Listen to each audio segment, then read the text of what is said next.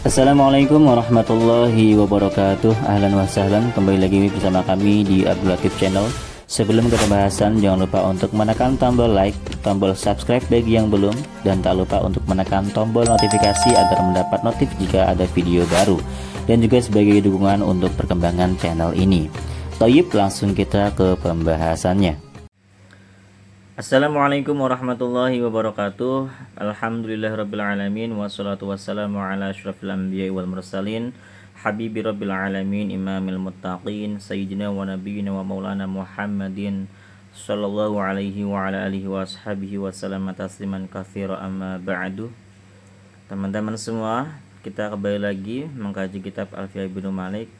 Di sini kita akan membahas bait 214 dan juga bait 215 karena singkat-singkat jadi saya jadiin satu. Kita akan membahas tentang lafadz alima, dhonna, dan ro'a, tapi yang bermakna lain ya. Alima, kemarin kita memahami bahwasanya alima itu bisa bermakna meyakini. Dhonna juga bisa bermakna meyakini atau bisa bermakna rujahan. Rujahan itu dugaan yang dominan benar, itu rujahan artinya ya, dugaan yang dominan benar. Nah, kalau di sini bagaimana ketika dzonna itu merupakan dugaan yang dominan salah? Nah, kita akan membahasnya di sini. Bagi Anda yang belum subscribe, silahkan di subscribe. Jika ini bagus, silahkan di share ke teman-teman Anda yang sedang belajar kitab Alfiyah Ibnu Malik. Mari kita mulai. Bismillahirrahmanirrahim. Qala al-musannifu rahimahullahu ta'ala wa nafa'ana bihi wa bi'ulumihi fid dharain amin ya rabbal alamin. Kita baca baitnya. Li'ilmi irfanin wa dhanni tuhamah ta'diyatun liwahidin multazamah walirra'ar ru'yan mimani alima taliba maf'ulaini min qablun tama. Nah, begitu ya. Kita akan baca di sini. Li'ilmi irfanin, untuk lafadz alima yang bermakna arafa, ini masdar semua ya. Arafa itu masdarnya irfan. Jadi untuk alima yang bermakna arafa, bukan bermakna yakin tapi bermakna arafa, mengetahui, mengenal ya. Wa dhanni tuhama, dan untuk dhanna yang bermakna tuhama, kecurigaan. Ini dhanna itu kalau bermakna tihamah berarti tuhama, berarti dia bermakna kecurigaan. Jadi dhanna bisa bermakna kecurigaan. Ta'diyatun, adapun bermutaaddi. Nah, ini khobar muakhar. Mubtada muakhar, ini khobar muqaddam. Ta'diyatun, adapun bermutaaddi liwahidin kepada satu maf'ul, multazamatun yang wajib, begitu. Jadi kalau kita artikan, untuk alima yang bermakna arafa dan dhanna yang bermakna ittahama, dia bermutaaddi kepada satu maf'ul wajib, begitu. Nah, kita baca syarahnya di sini, simpel sekali caranya. Idza kanat alima bima'na arafa, apabila alima itu bermakna arafa, ta'addat ila maf'ulin wahidin, maka dia akan bermutaaddi kepada satu maf'ul. Ka qaulika alimtu Zaidan, seperti contoh alimtu Zaidan, aku mengenal Zaid, itu bisa seperti itu. Jadi bukan bermakna meyakini ya. Ay araftu, artinya aku mengenal dia. Wa minhu qauluhu ta'ala, di antara contohnya adalah firman Allah Subhanahu wa taala, wallahu akhrajakum min butuni ummahatikum la ta'lamuna syai'a. Wallahi, adapun Allah itu akhrajakum, mengeluarkan kalian, min butuni ummahatikum, dari perut-perut ibu-ibu kalian. La ta'lamuna syai'a, dalam keadaan tidak mengetahui syai'an apapun. Jadi artinya ta'lamun mengetahui atau mengenal, tidak mengenal apapun di situ. Surat An-Nahl ayat 78. Jadi kalau alima bukan bermakna yakin, dia hanya mutaaddi kepada satu maf'ul. Wa kadzalika idza kana dhanna bima'na ittahama, begitu pula jika dhanna bermakna ittahama. Ittahama itu mencurigai. ta'addat maka dia bermutaaddi ila maf'ulin wahidin, hanya punya satu maf'ul. Kaqaulika dhanantu Zaidan. Dhanantu aku mencurigai Zaidan Zaid. Ittahamtuhu aku mencurigai Zaid nih. Gitu, aku mencurigai Zaid nih. Wa minhu qauluhu ta'ala. Contohnya adalah firman Allah, ada yang membaca dalam surat At-Takwir, wa ma huwa 'alal ghaibi bidhanin. Kalau dalam bacaan kita itu kan bacanya bukan zonin tapi donin. Wa ma huwa 'alal ghaibi bidhanin. Bidho pakai do itu artinya, kalau donin itu pelit. Tapi kalau zonin itu artinya tadi ittahama. Jadi artinya muttaham, dia bermakna isim maf'ul. Wa ma huwa dan tiadalah Muhammad alal ghaibi atas hal yang gaib itu bidhanin patut dicurigai gitu. Jadi Nabi Muhammad itu enggak patut dicurigai. Ai bimuttahamin. Jadi Nabi Muhammad tidak patut dicurigai karena memang dia benar, dia jujur. Dia bukan mengada-ngada. Itu maksudnya. Rasulullah SAW tidak mengada-ngada. Jadi itu ya. Alima bermakna arafa, bermutaaddi kepada satu maf'ul. Begitupun dhanna ketika bermakna ittahama atau mencurigai, bermakna itu maka dia bermutaaddi kepada satu maf'ul. Beda kalau arafa alima bermakna meyakini, atau dhanna bermakna meyakini atau bermakna rujhan, maka dia bermutaaddi kepada dua maf'ul. Maf'ul pertama mubtada asalnya, kemudian maf'ul kedua khabar. Nah, sekarang kita bahas ke 215. Walira'ar ru'ya, dan untuk ra'a yang bermakna ru'ya. Ru'ya itu mimpi. Untuk ra'a bermakna mimpi, inmi bangsakanlah atau masukkanlah ma terhadap ma ketetapan li alima yang telah tetap untuk alima toliba maf'ula ini halnya menuntut dua maf'ul alima tersebut. Min qablu seperti sebelumnya, intama dibangsakan apa ro'ya, ro'a.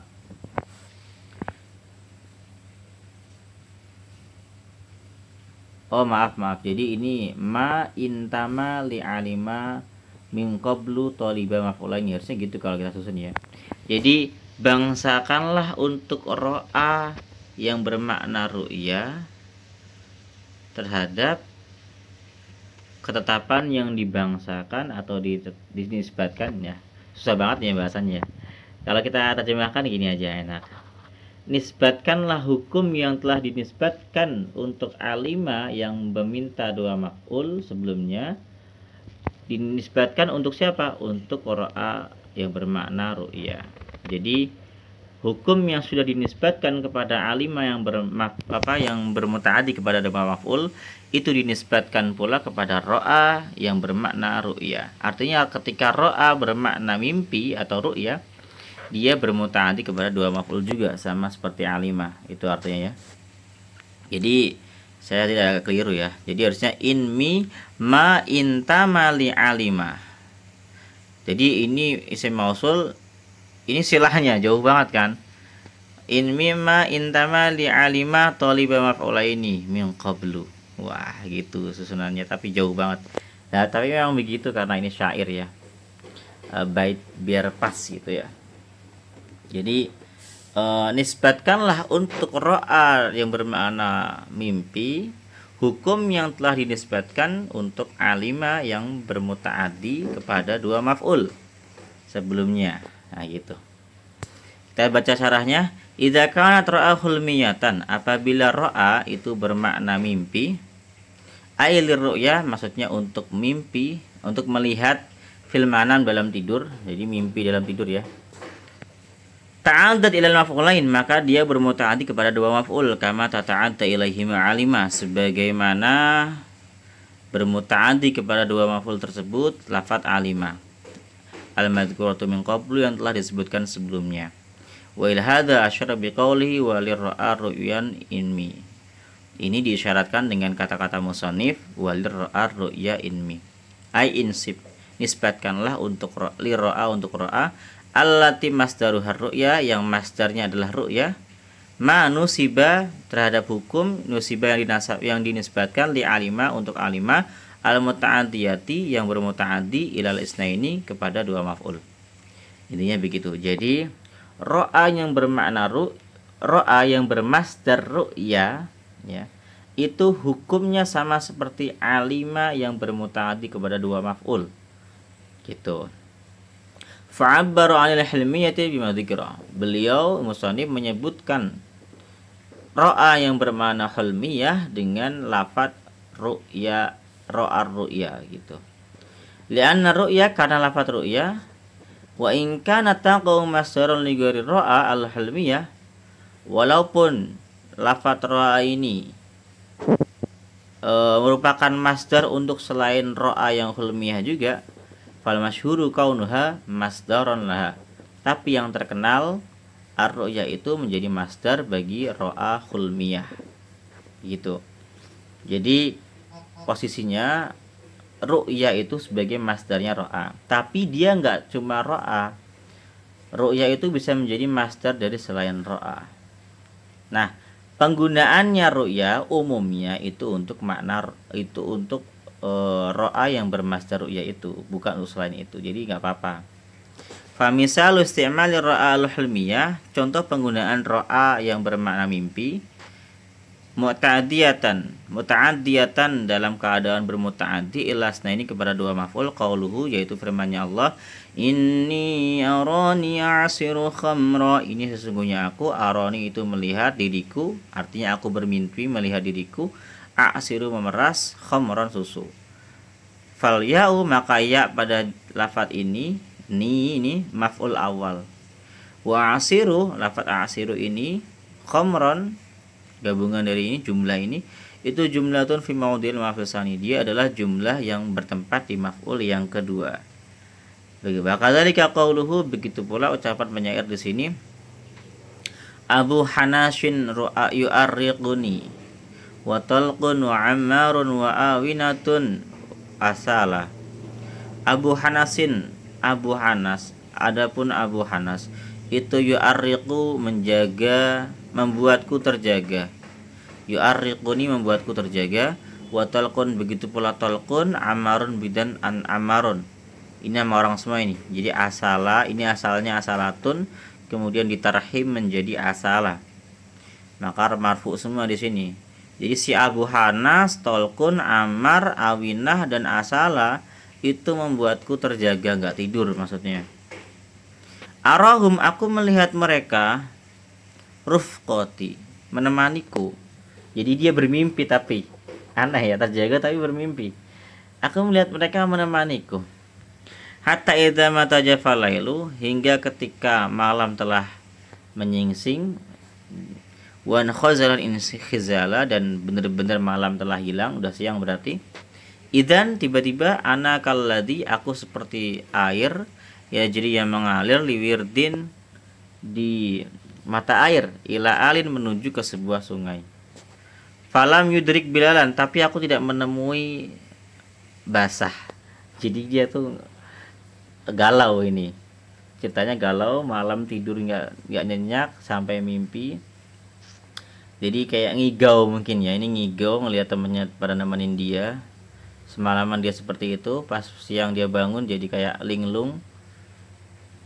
Saking ini cerita orang galau ini kan. Dia sampai berhalusinasi. Falha wal mimu fi arahum, maka hak dan mim pada lafaz arahum itu maf'ul pertama. Wa rifqati lafaz rifqati ya maf'ul tsani, dia maf'ul yang kedua. Jadi aro dia bermutaaddi kepada dua maf'ul ketika dia bermakna ru'ya atau mimpi. Masdarnya ru'ya. Karena ro'a itu punya dua masdar ya. Kalau ru'ya itu mimpi berarti melihat di mimpi. Kalau ru'yatun itu melihat ketika terjaga. Jadi itu dua perbedaan. Oke, terima kasih sudah menyimak sampai akhir. Kalau ada salah kata saya mohon maaf. Assalamualaikum warahmatullahi wabarakatuh.